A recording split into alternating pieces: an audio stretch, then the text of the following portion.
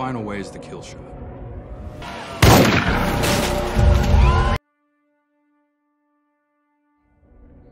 And a bullet is forever. Film diawali di sebuah tempat terpencil di mana kita diperlihatkan seorang pria bernama Bob Lee Swagger yang tinggal bersama istri dan anaknya.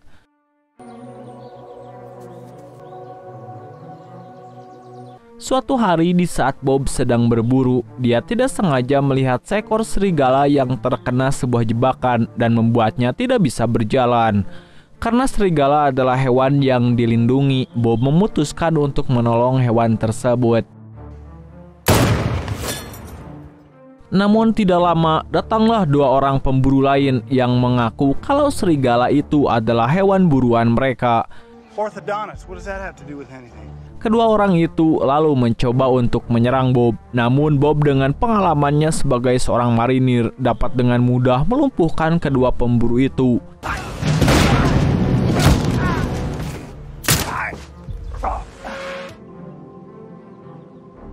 Di kemudian hari, kita diperlihatkan Bob mendapat kunjungan dari seseorang yang bernama Isaac Johnson.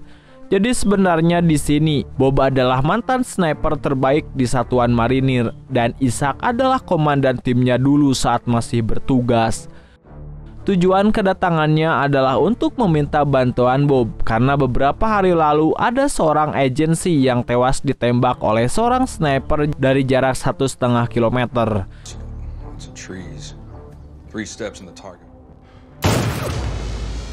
Dan masalahnya pembunuhan itu ternyata hanyalah peringatan karena si sniper meninggalkan sebuah surat di tubuh korbannya yang berisi kalau target sebenarnya adalah presiden. Menurut Isaac, hanya ada beberapa orang di dunia yang mampu melakukan tembakan dari jarak sejauh itu di dunia ini. Dan dua orang yang dia ketahui adalah Bob sendiri dan seseorang bernama Solotov, mantan rival Bob dulu saat ia masih bertugas di marinir.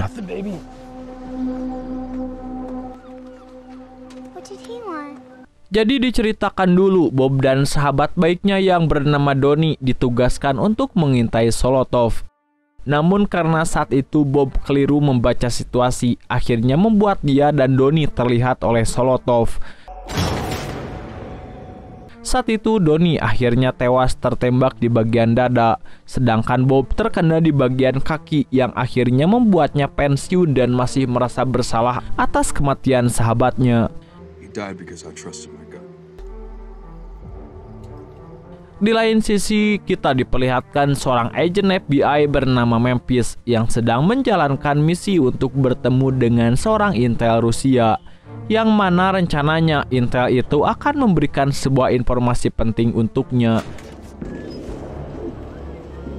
Namun begitu mereka masuk dari arah berlawanan, rupanya ada agen-agen dari Homeland Security yang justru bertujuan untuk menangkap intel itu. Sebelumnya saya jelasin dulu, jadi di Amerika pihak berwajib itu ada macam-macam, misalnya FBI, Homeland, dan lain-lain. FBI perannya seperti Intel, tapi di tingkat nasional, sedangkan Homeland semacam Densus 88 yang mengurus kasus-kasus terorisme dalam negeri di Amerika. Di sini agen Memphis tidak bisa berkutik karena secara wewenang Homeland Security lebih tinggi dari FBI. Namun sebelum intel itu dibawa pergi, dia sempat mengatakan sebuah kode untuk agen Memphis, yaitu Diamond are forever. Namun di sini kita sama-sama tidak tahu apa rahasia di balik kode tersebut.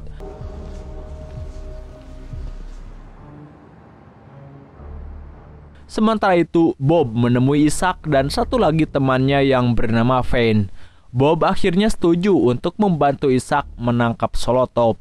Di sana ia diberikan brief awal tentang titik kemunculan presiden, update profil tentang Solotov, kemungkinan senjata yang digunakan, dan foto terbarunya yang tidak kelihatan jelas bentuknya.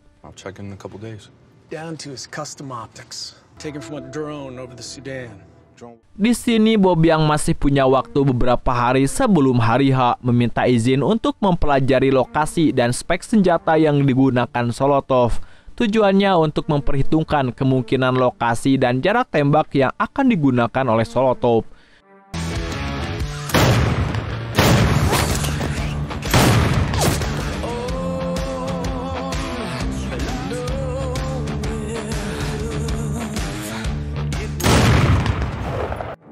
Singkat cerita, hari H pun tiba. Di sana iring-iringan presiden sudah mulai terlihat.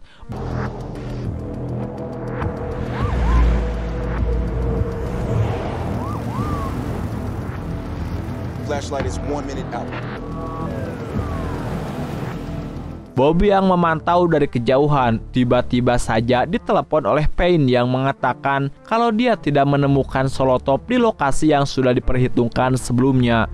Dalam keadaan panik, Bob lalu mengkalkulasi ulang semuanya dan ternyata dia keliru memperhitungkan langkah Solotov. Sambil berlari, ia lalu memberitahukan Payne bahwa kemungkinan Solotov ada di lokasi kedua.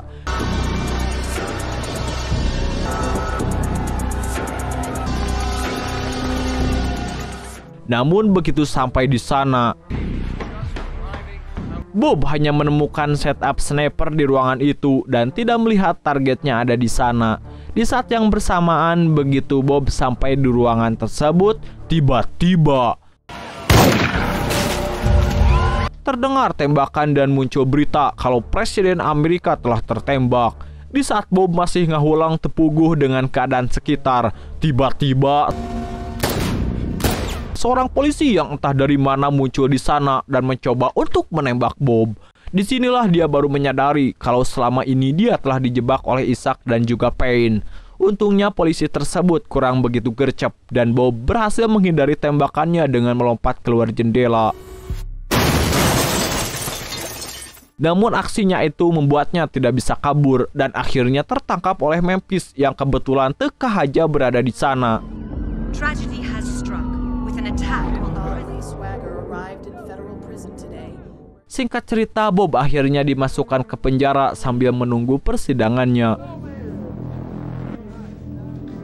Di dalam penjara, dia sempat diganggu oleh beberapa napi.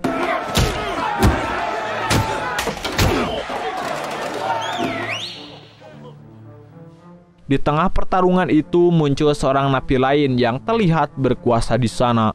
Dia mengatakan kalau Bob berada di bawah perlindungannya. Mendengar hal itu, napi-napi tersebut langsung bubar dan menghentikan pertarungan. Orang itu memperkenalkan dirinya sebagai seorang mafia Rusia bernama Alex. Di sini dia ingin berterima kasih kepada Bob karena telah menembak mati Presiden Ukraina, yang mana hal itu sebenarnya telah lama diinginkan oleh orang-orang Rusia. Lantas Bob akhirnya mengetahui kalau ternyata tembakan itu tidak mengenai Presiden Amerika melainkan Presiden Ukraina, yang artinya Isaac dan Payne bermain kotor dan bekerja sama dengan pihak luar untuk membunuh Presiden Ukraina dengan memanfaatkan Bob sebagai kambing hitam. Di lain sisi, agen Memphis yang ditugaskan untuk ikut tim gabungan penyelidikan kasus Bob pergi menemui istri Bob yang bernama Julie. Dari awal, dia merasa ada sesuatu yang mengganjal dengan kasus ini, di mana seorang mantan pasukan elit yang sama sekali tidak mempunyai catatan buruk tiba-tiba merencanakan pembunuhan presiden. Dia mencoba untuk mencari kebenaran yang sesungguhnya di balik kasus ini. About his kill count, and they used the public number. The address was traced to the Harbor Library. Kembali ke Bob, karena dia adalah saksi dan satu-satunya orang yang mengetahui kejadian sebenarnya. Payne lalu kembali memerintahkan anak buahnya yang berada di dalam penjara untuk mengeksekusinya.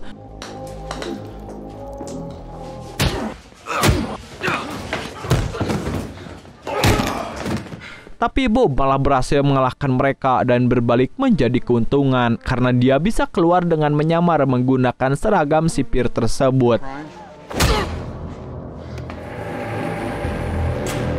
Karena semua lokasi yang berhubungan dengan Bob pasti sudah dijaga oleh polisi. Tempat pertama yang didatangi Bob adalah rumah dari ibu almarhum sahabatnya.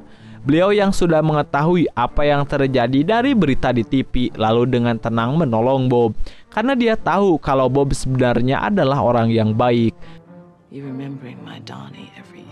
Di lain sisi, Isaac yang mengetahui kalau Bob kabur dari penjara langsung berusaha untuk mengejarnya. Karena Bob tidak muncul juga, satu-satunya yang dia ingat adalah rumah Donnie dan nggak pakai lama dia langsung menuju ke sana. Namun begitu sampai di sana, dia tidak menemukan Bob karena sebelum kedatangannya, Bob sudah mengira kalau dia tidak mempunyai banyak waktu dan pergi dengan menggunakan motor milik almarhum sahabatnya. You can't just go back there.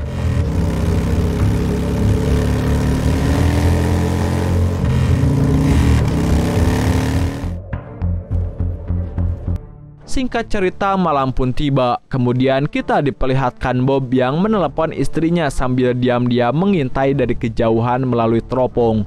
Dia menyadari kalau teleponnya disadap oleh agen-agen yang berjaga di rumahnya. Bob meminta maaf kepada istrinya dan berjanji akan mencari dalang di balik semua ini. I'm gonna do what I do best. I'm gonna hunt. Ishak lalu mengadakan pertemuan dengan tim suksesnya dan di sana dia memutuskan menggunakan keluarga Bob sebagai umpan untuk memancingnya keluar. Karena menurutnya itu adalah satu-satunya kelemahan Bob. Because I did my job well, Payne. Keesokan harinya, kita diperlihatkan Julie yang sedang berada di Indomart kembali ditelepon oleh Bob. Ishak dan tim FBI sudah ready menyadap percakapan mereka. Where's he calling from? I don't know. Singkat cerita, lokasi Bob akhirnya berhasil diketahui oleh FBI. Seriously? Sementara di Indo, Julie ditabrak oleh seseorang dan terkena tumpahan kopi. Ia pun langsung ke toilet untuk ngelap bajunya. Dan saat masuk ke toilet, ternyata Bob sudah menunggunya di dalam. Gray Chevy. I've only been the wife of a fugitive for a few days. Di waktu yang sangat singkat itu, dia memberitahukan istrinya kalau polisi yang tampil di TV hanyalah polisi bayaran yang disuruh menembaknya. Setelah mengatakan itu, Bob langsung buru-buru kabur dari sana karena FBI sudah menyadari keberadaannya.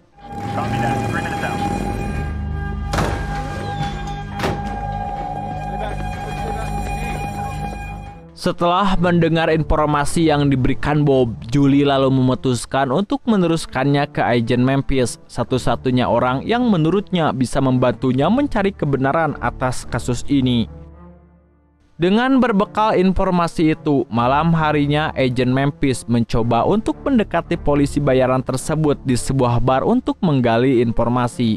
Dan benar saja, di sini dia merasa aneh karena cerita dari polisi itu pelin-pelan. Memphis akhirnya terus terang dengan tujuannya dan berjanji akan memberikan perlindungan kalau dia mau menceritakan kejadian yang sebenarnya.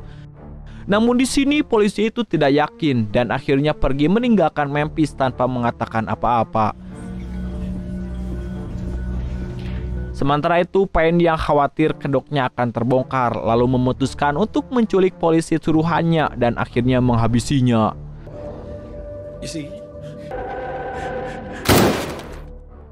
Hal itu ia lakukan untuk menghilangkan jejak dan saksi yang berpotensi bisa membongkar kejahatan mereka. Keesokan harinya, kita diperlihatkan Bob yang pergi menemui teman lamanya yang seorang pembuat anggota tubuh palsu di rumah sakit veteran. Di sini dia meminta untuk dibuatkan tulang titanium yang bernomor seri sama dengan miliknya. Walaupun awalnya menolak karena Bob ini adalah buronan, namun mengingat jasa-jasanya, dia akhirnya memberikan apa yang diminta Bob. Setelah mendapatkan tulang titanium tersebut, Bob kemudian pergi ke sebuah gubuk untuk membuat perangkap.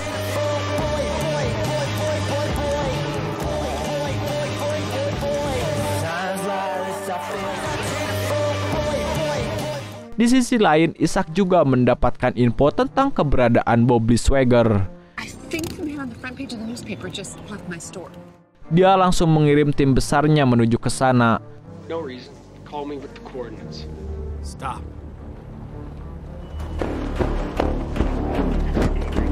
Sesampainya di sana, ternyata Ishak dan timnya hanya menemukan gubuk kosong dan tanpa mereka sadari sebenarnya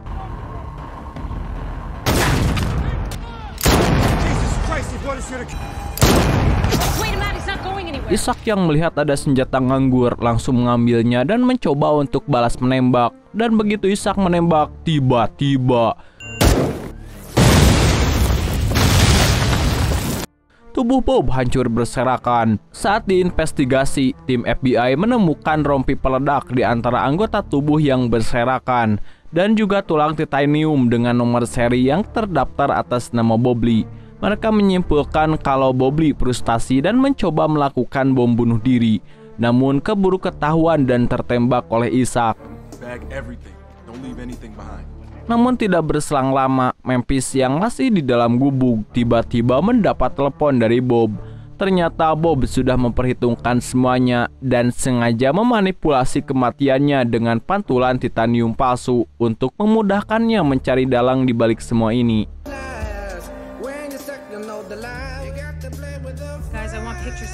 Beberapa hari kemudian, Payne menghampiri Memphis di kantornya. Di sini, Payne memberitahukan jika informan Rusia yang ditangkap Homeland di awal film telah dibunuh oleh agen Rusia. Padahal dia sendirilah yang membunuhnya.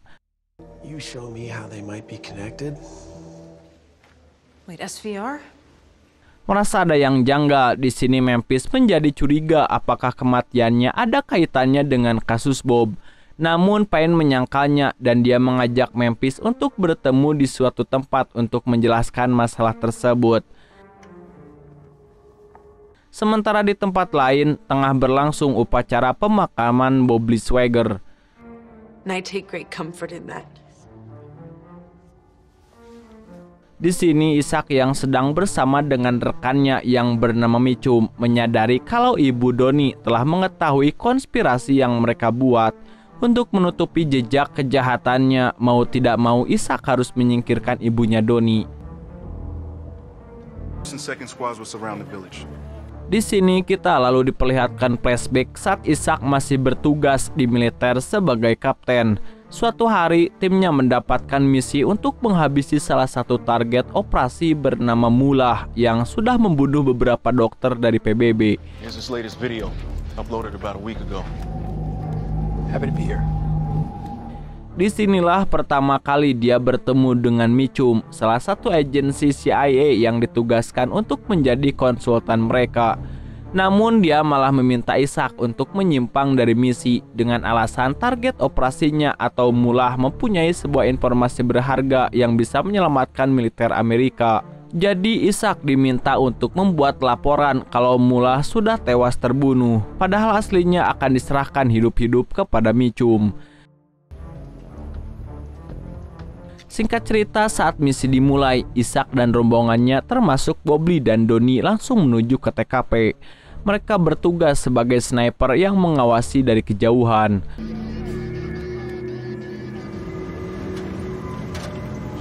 Be advised, we have no shot from this location. Begitu sampai di TKP, ternyata salah satu anak buah Isaac yang menghubungkan mereka membelot dan malah menyandera Isaac untuk diserahkan ke pihak lawan. Tidak lama kemudian, Mullah akhirnya muncul dan berniat untuk mengeksekusi Isaac. Disinilah Bobley dan Donnie menyelamatkan nyawa Isaac.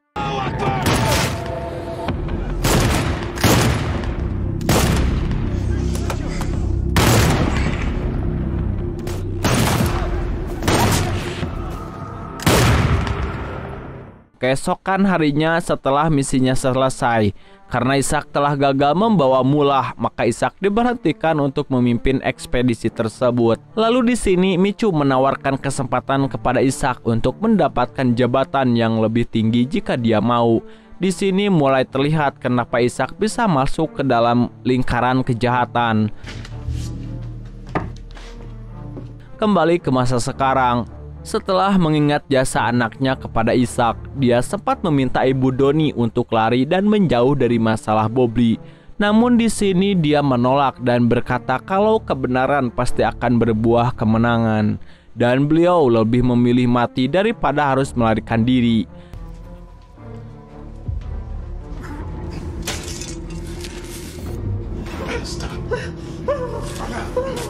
Sementara itu di sisi lain, Memphis yang sedang bertemu dengan Payne diam-diam. Dia diberi obat tidur dan diberikan rumus fisika sehingga membuat ia mengantuk.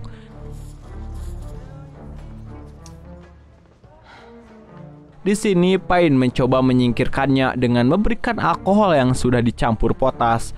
Namun tiba-tiba Bobley muncul dari belakang. Ternyata dari kemarin Bob membutuhkan Memphis untuk memastikan Memphis benar-benar bisa dipercaya dan bukan bagian dari aliansi Isaac. Namun sialnya, di sini Payne berhasil meloloskan diri dan mengetahui kalau Bobby hanya memasukkan kematiannya. Karena kedok kematian Bobby sudah gagal, dia lalu meminta Memphis untuk menjadi orang dalamnya untuk mencari informasi di pemerintahan dan bekerja seperti biasa, seolah tidak terjadi apa-apa. Beberapa hari kemudian, setelah menelaah dan mengetahui kalau barang bukti peluru yang ditemukan oleh FBI adalah palsu, Bob lalu berusaha untuk mencari yang aslinya dengan menggelar olah TKP sendiri. 80 inches from its initial path. The Lapua Magnum has a .250 grain load. It was struck in the head around 10 o'clock. But a bullet going... Dengan fakta-fakta di lapangan saat kejadian dan perhitungan reka ulang penembakan yang sangat akurat, Bob memperkirakan kalau peluru yang asli harusnya nyangkut di semua mobil patroli yang tidak jauh dari lokasi Presiden Ukraina tertembak.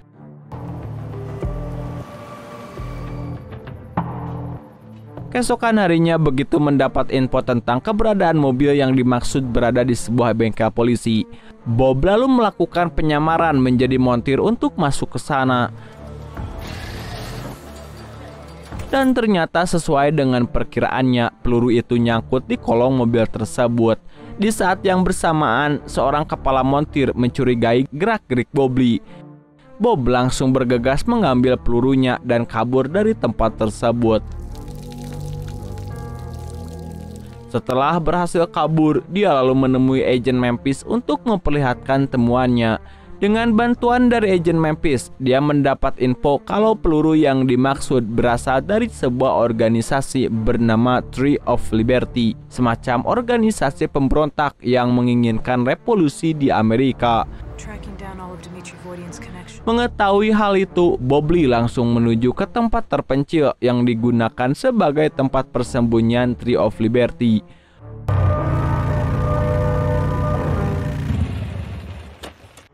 Awalnya kedatangannya ditolak, lalu tidak lama berselang datang pemimpin mereka yaitu Randy Orton yang sudah pensiun dari SmackDown. Di sini Randy menyambutnya karena dia berpikir kalau Bobby mempunyai misi yang sama dengan mereka.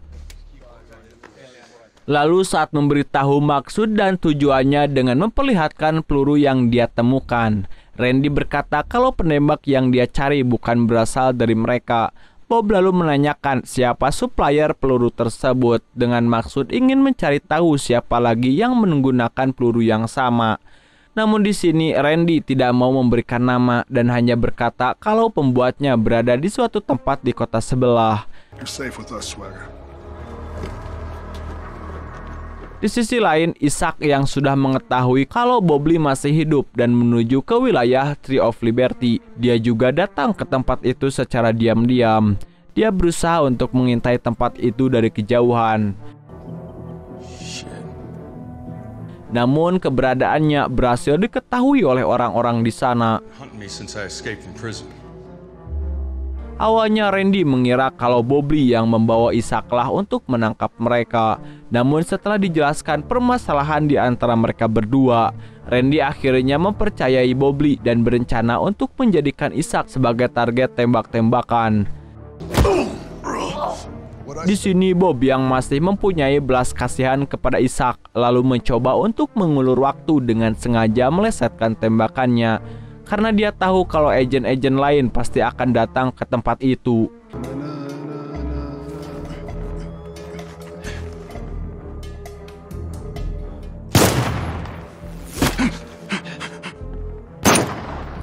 Dan tidak lama kemudian, agen-agen pun akhirnya datang.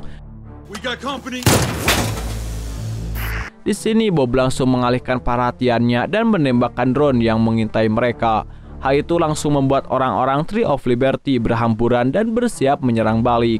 To your position! Come on, man, we're on the same side.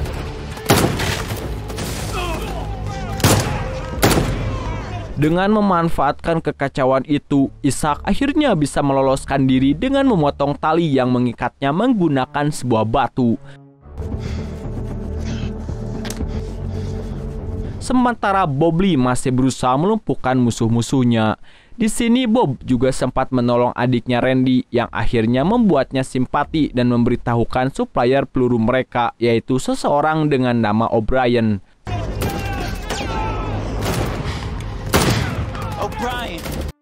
Sementara itu, Agent Memphis sedang menemui Julie, istri Bob. Tujuannya adalah untuk memperingatkannya soal Payne yang sudah mulai bermain kasar.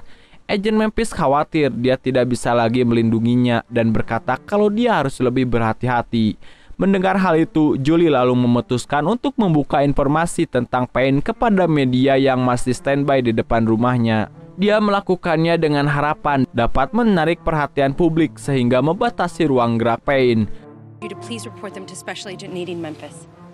Singkat cerita, setelah mendengar namanya mulai jadi perhatian publik, Payne lalu dengan nekat menyerahkan diri dengan mendatangi Agent Memphis di kantornya.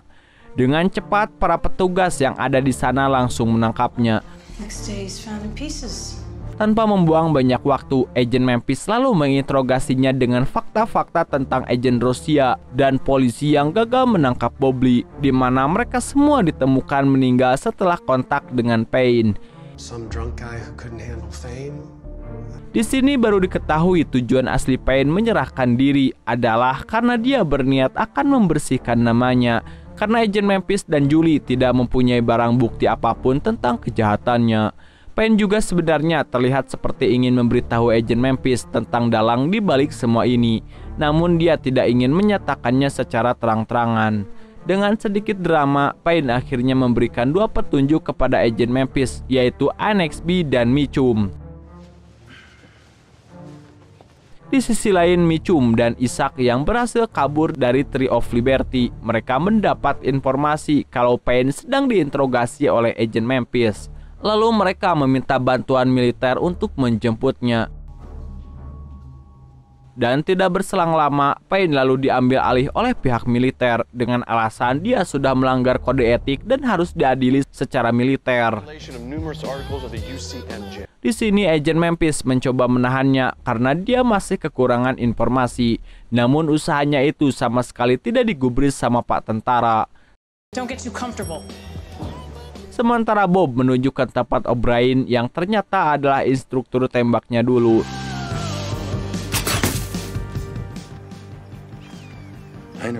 Di sana Bobley menjelaskan apa yang terjadi dan menunjukkan peluru yang ditemukan di TKP penembakan presiden. Setelah dilihat, O'Brien lalu berkata kalau peluru itu bukanlah buatannya. Menurut pengakuan O'Brien, peluru buatannya sudah disempurnakan dan akan pecah berkeping-keping untuk menghilangkan jejak. Ia lalu membawanya ke puncak sabana dan menunjukkan sebuah senapan yang diberi nama Black King. Di sini O'Brien menjelaskan kalau dari jarak tembak dan peluru yang digunakan bisa dipastikan senjata yang digunakan berjenis sama. O'Brien berkata jika Bobley ingin menemukan pelakunya, maka dia harus mencari siapa pengguna Black King lainnya karena diceritakan hanya ada 4 senapan jenis itu di dunia.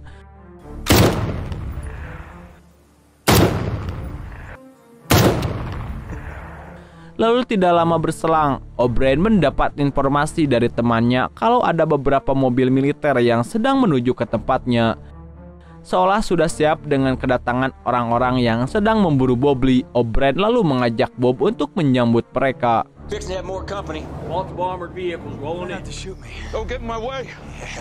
Setelah beberapa saat kemudian, begitu orang-orang itu memasuki wilayah O'Brien.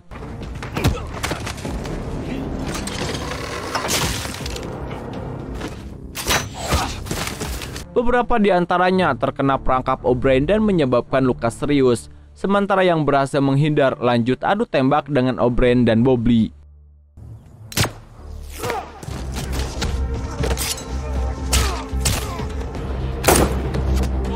Karena kalah jumlah, diperlihatkan di sini O'Brien sempat tertembak di bagian paha, sementara Bobley kenok setelah terkena efek granat yang meledak di dekatnya.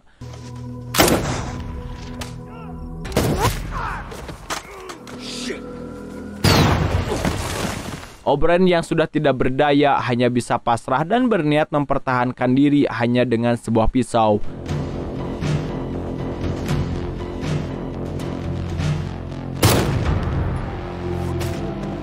Untungnya di sini Bobley tersadar dan dengan senapan Black King-nya dia berhasil menumbangkan lawan yang sedang menuju ke arah O'Brien. Singkat cerita, setelah berhasil menghabisi orang-orang itu, Bob pamit pergi untuk melanjutkan pencariannya. Namun sebelum dia pergi, O'Brien memberikan senjata Black King miliknya kepada Bob Lee, lengkap dengan 1 peluru hijau karena dia menganggap Bob Lee adalah murid terbaiknya. Bob akhirnya pergi dari sana dengan membawa senapan tersebut. Sementara itu, kita diperlihatkan Payne yang sudah dibebaskan oleh seseorang bernama Lon Scott. Namun di sini Payne malah meminta tebusan sejumlah uang dengan mengatakan kalau Annex B ada di tangannya. Jadi sedikit info lur, ternyata Annex B itu sebenarnya adalah sebuah kode yang merujuk pada sebuah pembantaian desa terpencil di Ukraina oleh militer swasta dari perusahaan Anhur Dynamic, di mana perusahaan itu adalah milik Long Scott. Jadi Long Scott ini juga terlibat dalam kasus penembakan presiden. Namun di sini dia tetap menolak permintaan Payne dan berkata kalau dia tidak peduli dengan video pembantaian tersebut, di mana kalau video itu tersebar akan menyeretnya ke dalam kasus kejahatan perang. Sementara itu di sisi lain diperlihatkan agen Memphis yang sedang menyelidiki salah satu kenalan Dimitri, agen Rusia yang telah tewas di tangan Payne. Dia adalah satu-satunya saksi kunci yang mengetahui tentang kejadian Annex B. Agen Memphis lalu mendatangi seorang perempuan bernama Casper untuk menanyakan keberadaannya. Walaupun awalnya menolak memberikan informasi, Casper akhirnya tidak berkutik begitu agen Memphis berkata kalau dia mengetahui gedung asli bisnis salonnya. Casper akhirnya berjanji akan menghubungkannya via Zoom meeting dengan orang tersebut. Saat malam harinya, agen Memphis berhasil terhubung dengan perempuan yang dimaksud. Wanita itu lalu menjelaskan semua informasi yang dimiliki Dimitri yang juga membuatnya dikejar oleh orang-orang Rusia. Namun saat sedang menjelaskan tentang Annex B dan semua dalang di baliknya, tiba-tiba jaringannya ngelag.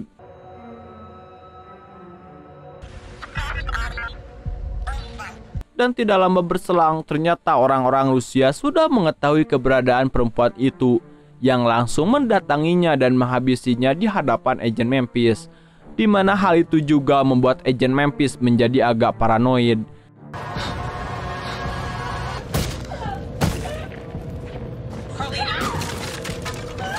Sementara itu, Bob Lee yang sedang berusaha mencari informasi tentang senapan Black King, dia menemukan sebuah informasi tentang keberadaan senjata itu di sebuah pameran yang sedang berlangsung.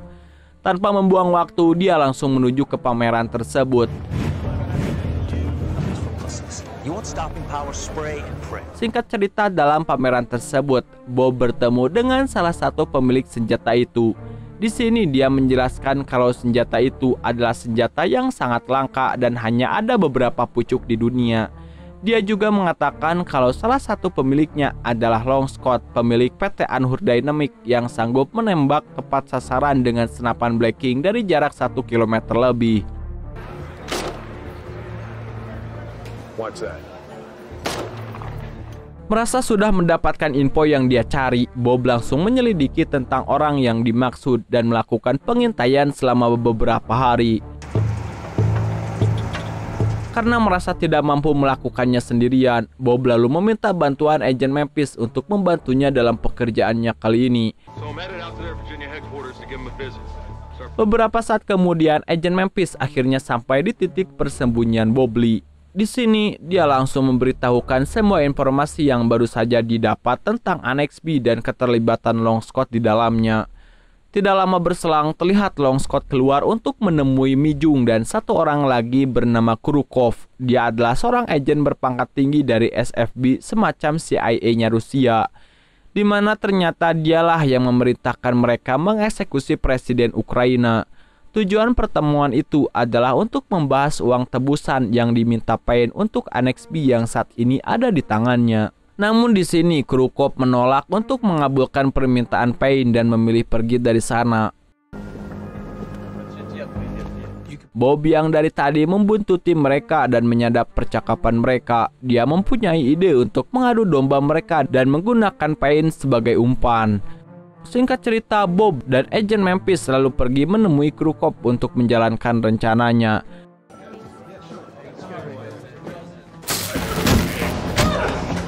Di sini Bob menawarkan jasa dengan meminta imbalan yang sama seperti yang diminta Payne untuk mendapatkan Annex B.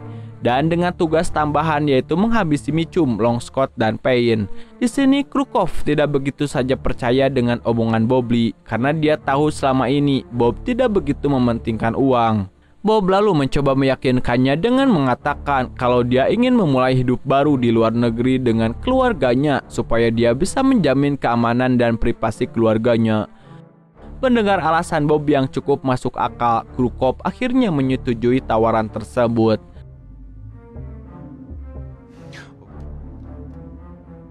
Di sisi lain, Julie memutuskan untuk pindah dari rumah adiknya ke tempat yang lebih aman secara diam-diam, mengingat situasi Bobby yang sedang melawan para Yonko. Reach out to you when we're safe, I promise. Setelah kepergiannya, datang seorang wartawan yang mengaku kalau sudah mempunyai janji dengan Julie untuk wawancara eksklusif. Namun dia tidak menemukannya di rumah itu. Wartawan itu ternyata adalah orang suruhan Long Scott yang ditugaskan untuk memantau keberadaan Julie. Mereka berdua lalu diperbolehkan masuk rumah setelah berhasil meyakinkan adiknya. Di dalam, salah satu dari mereka diam-diam menjadap HP adiknya Julie yang tergeletak di atas meja untuk menemukan lokasi Julie.